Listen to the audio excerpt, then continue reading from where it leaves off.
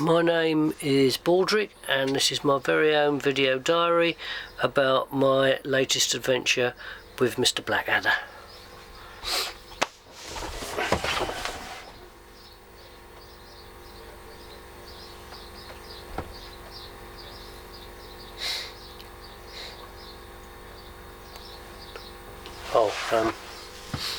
Cut.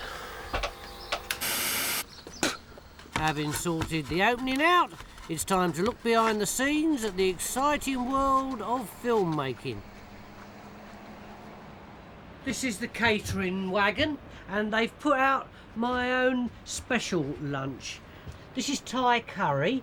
You can see all the bits of Thai people in it. This is a ligament. I think it's a thumb ligament. Look, lots of little pink bits of willy. Over here, there's a stew from some sort of animal. Don't know what it is, but it's hamster. That's nice. Of course, I've got special access to all my film friends.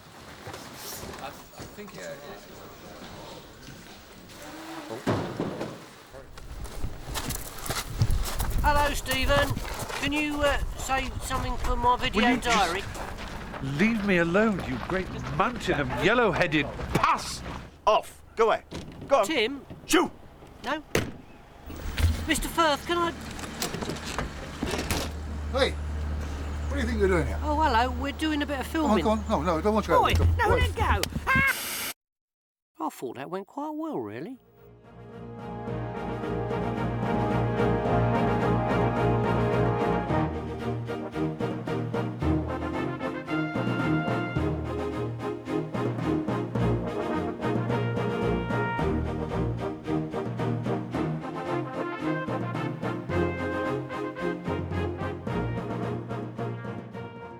Baldrick, why, may I ask, are you dressed like that? Would you like the short answer, my lord, or the long one? Oh, the short one, please. Whim. The short answer is whim. Yes, my lord. What, out of interest, was the long answer? It was a whim.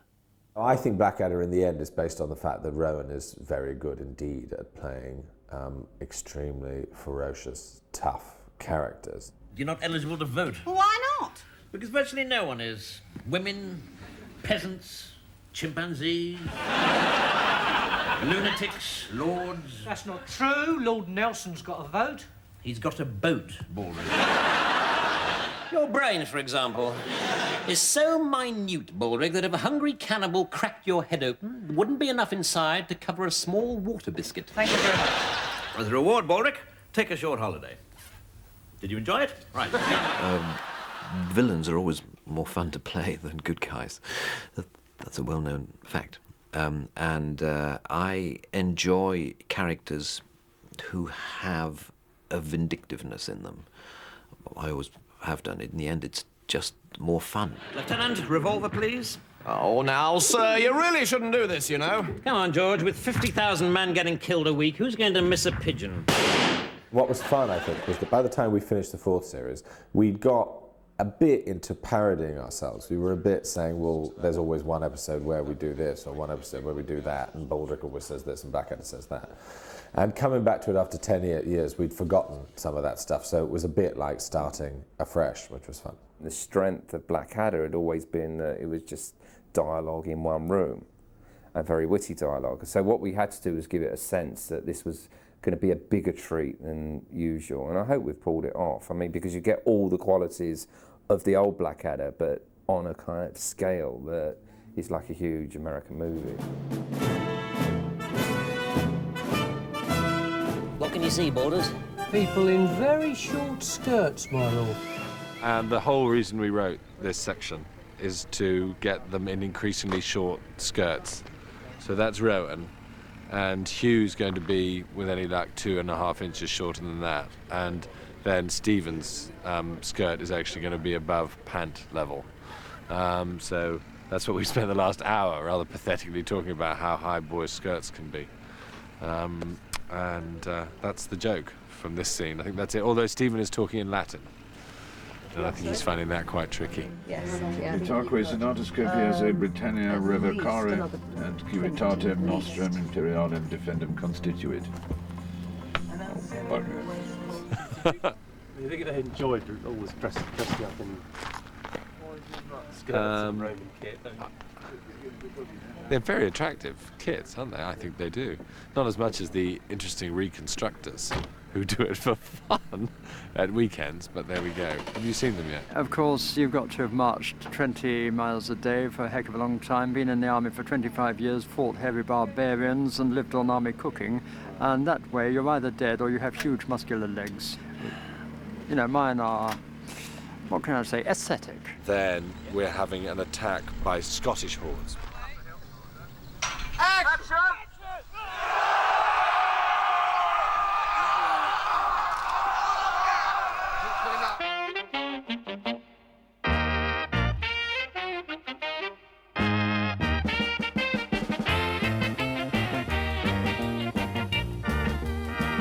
Excuse me.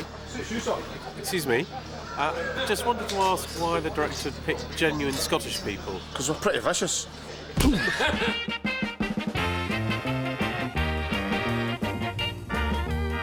177, take 2, A camera. Action! Hold it, hold it, hold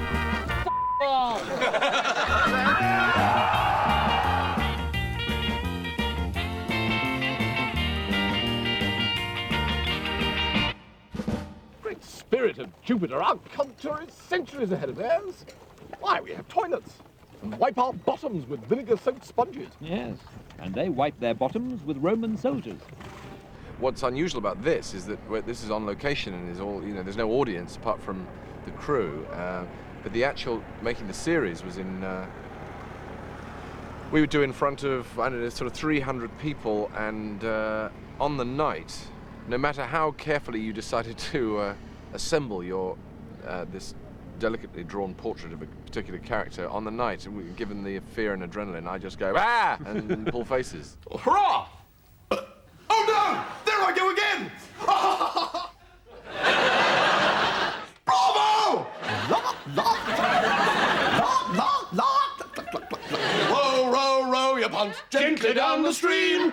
Belts off, trousers down, isn't life a scream? Fabulous. University education. You can't beat it. The interesting thing is that Melch is very like Hugh, and George is very like me. It's funny how that happens. Yeah. No, well, there is a difference between the Elizabethan Melch, if one cared to find one. He's a little bit quiet. I like to think there is. Looking forward to this. From within. Okay. He's rather more suave. They shout. Whereas the later Melch just goes. Back it up! Attention! Excellent native Cockney wit. Okay, ready? Here we go. It's called a clever person's board. These are called clever person's boards, and they are for clever people to read. Pay attention, come on. But my news is Rome, on all sides, is being attacked. Passive, you'll notice. But the Emperor does nothing but poison his mother and marry his horse. Roll, please. 162, take 7, pick up A camera. Itaque senatus corpus praedilaudicated quadrilaudicate tuus summa sumpturi revocare civitatem nostrum imperialem defendum. Do you see? Did you hear that, Baldus? No, my lord. Sed imperator nihil facessi. Nihil. I'm sorry. Sometimes you laugh at things that you shouldn't be laughing, like sometimes Rowan stumbles on a line, and we shouldn't laugh at that, but we do. Brilliant. Just brilliant. What, oh, Centurion? We are facing a horde of ginger maniacs with wild goats. No, dash, blast. Stephen turns up as a Roman in the shortest skirt, where his skirt's up here, in a nappy. And it's always wonderful when you actually can't call cut because you're giggling so much. After 3 years of sub-zero temperatures, at last a sufficiently warm climate to allow my wedding tackle to descend from my armpit. Right, good Superb. Of course, it can go horribly wrong. It's a pretty mercurial thing, a film crew, and you can have horrible days where nothing goes right and everyone gets very bad-tempered. Except me, strangely. Almost endless patience and love of my fellow man. Action! Last one there gets hacked to pieces by Rod Stewart's great-great-grandfather.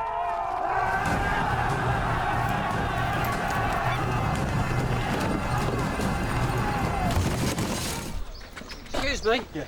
Is it time for my interview yet? Well, I've got a few other things to do I'm first. free now. I've got a little window. It smells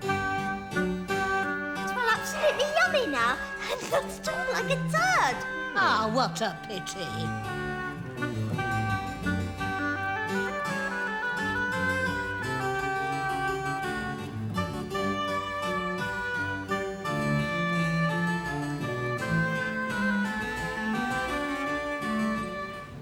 And action! Ah, Lord Blackadder. Your Majesty. Why are you looking so strange? You're wearing very weird clothes. And you're looking rather old and ugly, actually. It took us forever finding Miranda. We interviewed, it seemed, every woman between the ages of 18 and 36. And we'd written a very shallow part. And Miranda, who's an extraordinary and weird performer, came in and gave it all this strange depth and mystery and violence and lunacy and childishness and stuff like that. So we changed it a lot for her, but cast her. Belchy, Ma'am. Edmund has been very cheeky. Shall I laugh at him or chop his ugly head off? I think Elizabeth likes him because he can actually wile his way out of a tricky situation, you know. She sets traps for him all the time. A present? Yes, certainly, Your Majesty. She surrounds herself with these court of basically fawning people, so she has a support system. There's, you know, the nurse who can talk to her like she's 3. And she sits there and she loves her little babby. You know, she's like a mother hen by proxy and all the rest of it, isn't she? Scatological mind, but she doesn't obviously realise it is. It's natural to her to talk about poo-poos and things. You all built a flat halfway up her bottom. He spent his time flattering her, but also terrified that at any moment she would suddenly order his head chopped off because she might think it would look nice on the end of a pike, because she's that kind of a girl. Grey, I suspect, Majesty. I think you'll find it was orange, Lord Melchett. Grey is more usual, ma'am. Who's Queen? Majesty. There were these magnificent orange elephants. She loves to tease them. It's usually the tease of the blade. Go forth and bring back lots more minty things in the next 5 minutes, or I'll come after you and crush your skull like an egg.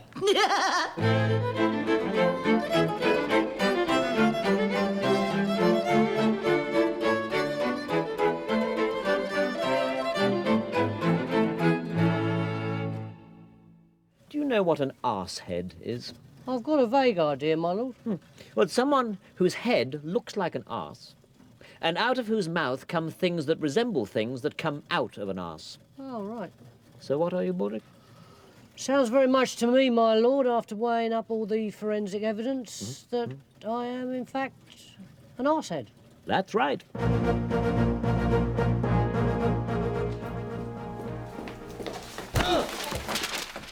Oh, I'm so sorry. I am sorry. Wait a minute. You're not... Colin Firth has actually refused to do all sorts of things for me throughout his career. So we thought we'd pay him back by having the shit kicked out of him by Rowan. It all happened extremely suddenly. Yeah.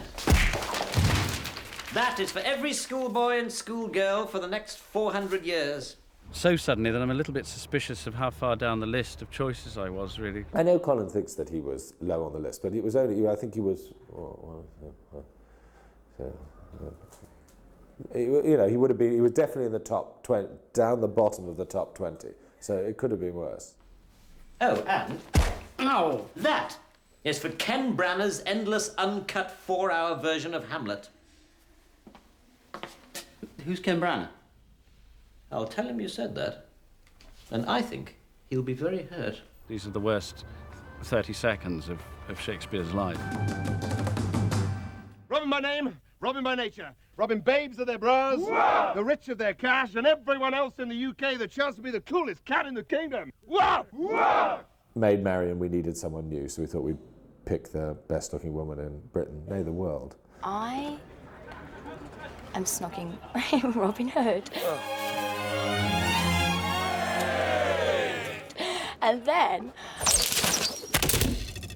Oh, no. This is the first thing I've done. I'm just doing because I couldn't say no. Yeah. It's because it's Blackadder. Gorgeous. Ding dong. Chaos theory tells us that if a butterfly so much as breaks wind, it could cause a cataclysm. Blimey, we better be careful then, my lord, because when Robin Hood appeared back there, I let one go that will have killed every woodland creature for 100 yards behind me. Well, exactly. Hello, I'm all prepared now. Yeah, all right. Well, I will come and get you. Yeah, well, would you like to do it now? Because I could just... Yeah, all right. Thanks a lot. I'll come and get you. What's happening, my lord? Well. No! The words "oh" and "bugger" would seem to be appropriate. One of the places in which they find themselves is in the company of this incredibly convincing dinosaur.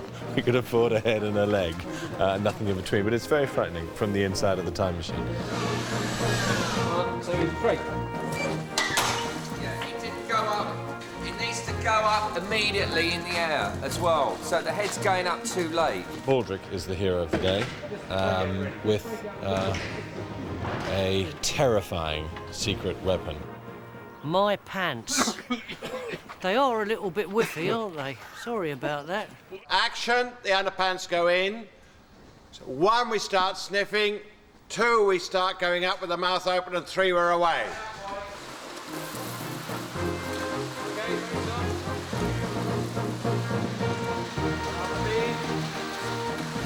Take 3. Okay, and action.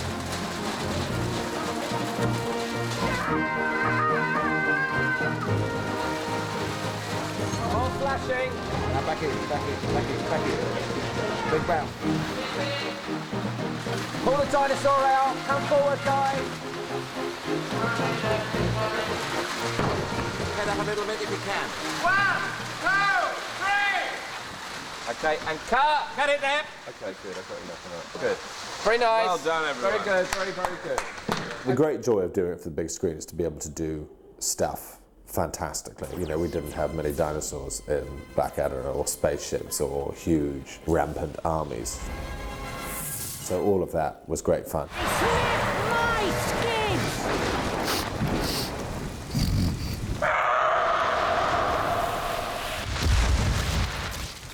You know, this is not sophisticated humour, but it makes you laugh every single... I don't know what it is about our underpants, and especially if they're rotten, dirty and smelly. My grandfather loved them so much, he never took them off for his entire life.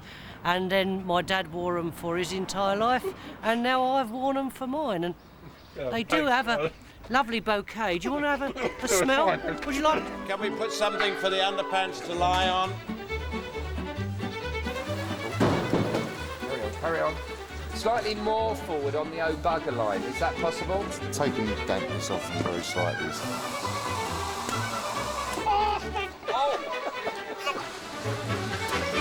It's very funny. It's a lovely uniform today, by the way. Oh, thank you. I think it works.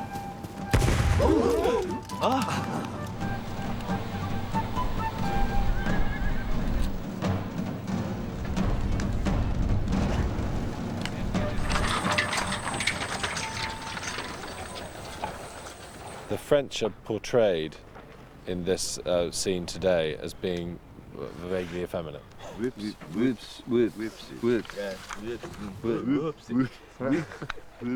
That call us away. Whoopsies. Action! My Emperor, I, the Duke de Darling, bring news. The English have reached Waterloo. God, prepare to attack. Very well. So, may I just ask, Why do we want to invade Britain in the first place? We invade, darling, because the British think they are so tough. They think we French are sissies. They call us weeds and whoopsies and big girls' blouses. With respect, my emperor, we are whoopsies.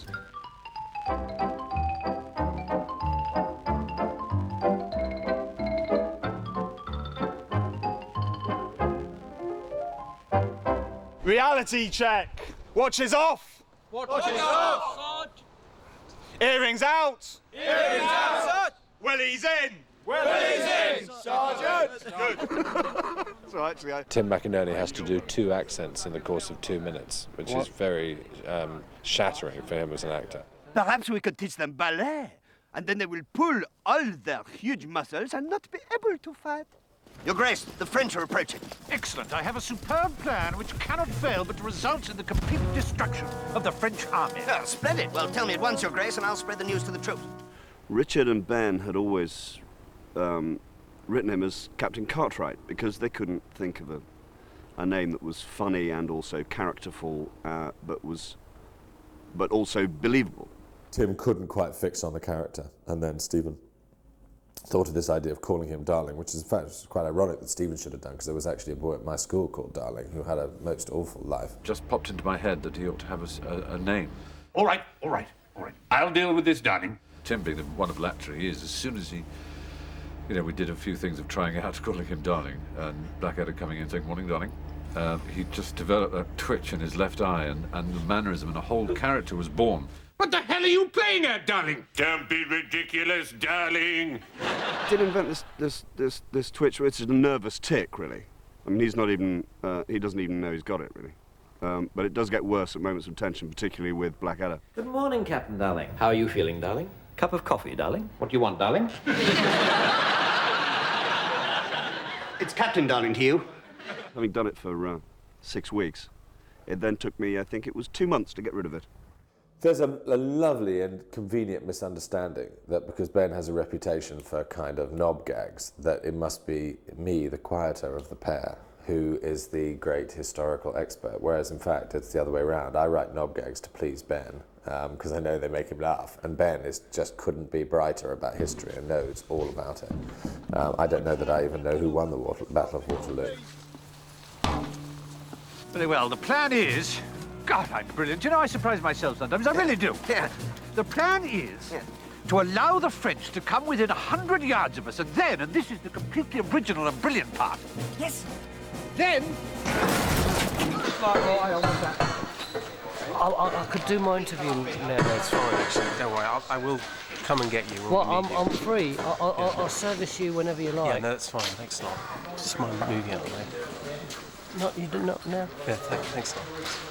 The great shortage in our industry is writers, rather than people who can perform funny stuff. There are lots of funny actors about, very, very few funny writers, or very, very few writers with whom one feels a personal and professional empathy. And I feel it obviously fantastically with Richard. Whenever I read anything which he's written for me, I just want to do it. I know I can do it. I know it's right for me. I know it's appropriate.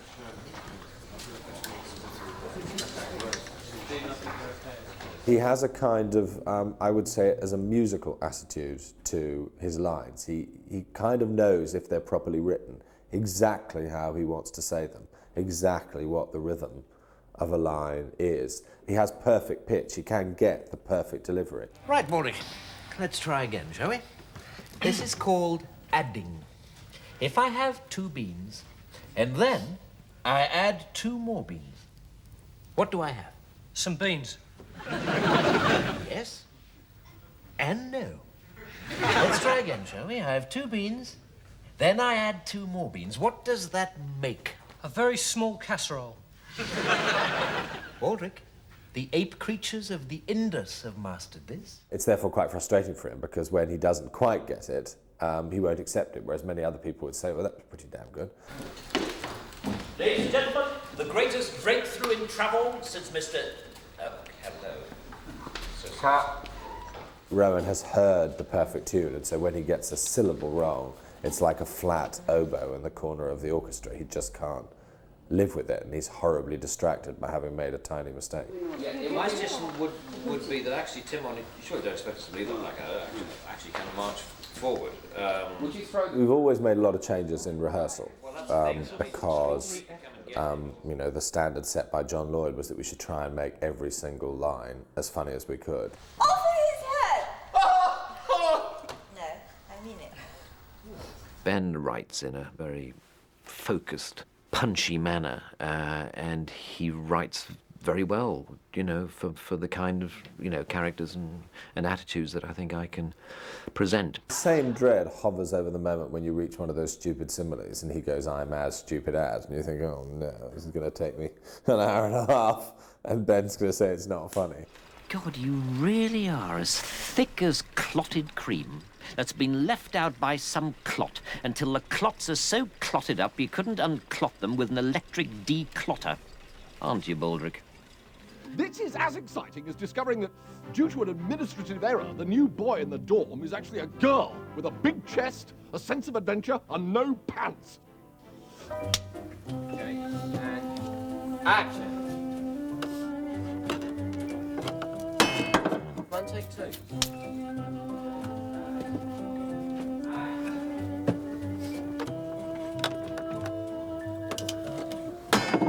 Take three. Take four. Take five. Well done, Baldrick. Oh no, I'm so sorry. Okay. Well done, Baldrick. 13. Well done, Baldrick. I'm so proud of you. I'm going to give you a wage rise. Thank you very much, my lord. Well, perhaps not. Oh no. Ah.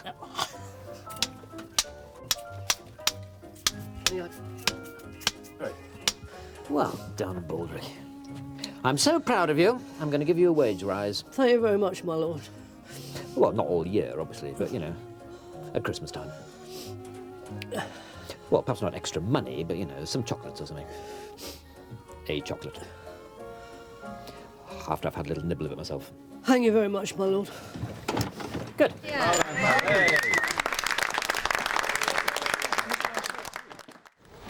See me now? Yeah, okay. I'm really excited about this. Right, great, okay. Do I look all right? No, absolutely fine. I'm smart enough? No problem at all. Can I tell them that story about Stephen Fry and the thermos? Yeah, I'll give you a cue when we're all ready. Funny. Okay. All right. Right, are we running? Speed. Yeah. Okay, go.